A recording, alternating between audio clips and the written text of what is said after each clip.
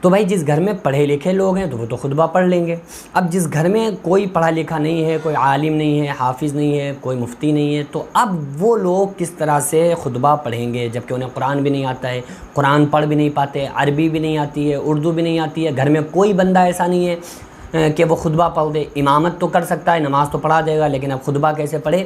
تو اس کے لیے یہ سمجھ لیں کہ خطبہ جو عید کی نماز کے بعد جو خطبہ پڑھا جاتا ہے یہ پڑھنا سنت ہے،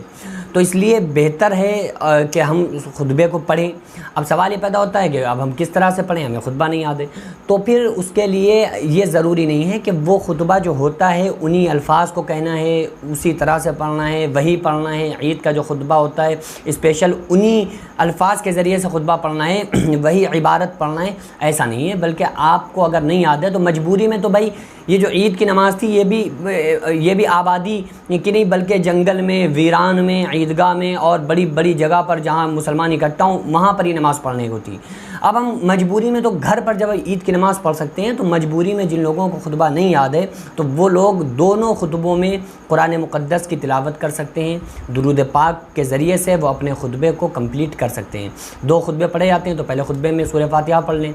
اور بیٹھ جائیں، اس کے بعد دوسرے خطبے کے لیے کھڑے ہوں تو اس میں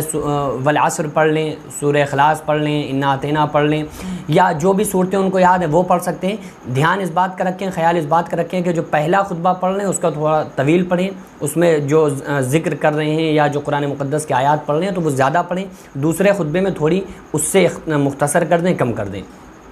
درود پاک کے ذریعے سے بھی ہم خطبہ پڑھ سکتے ہیں کیونکہ خطبہ پڑھنا سنت ہے۔ تو اگر ہم کسی بھی طرح سے کوئی بھی خطبہ قرآنی آیات ہوں یا وہ درود پاک ہوں، اگر ہم خطبے کے طور پر خطبے کی جگہ پر پڑھ لیں گے تو انشاءاللہ تعالیٰ وہ جو سنت کا ثواب ہے وہ سنت کا ثواب لوگوں کو مل جائے گا اور انشاءاللہ تعالیٰ ہم سنت کے ادا کرنے والے بن جائیں گے۔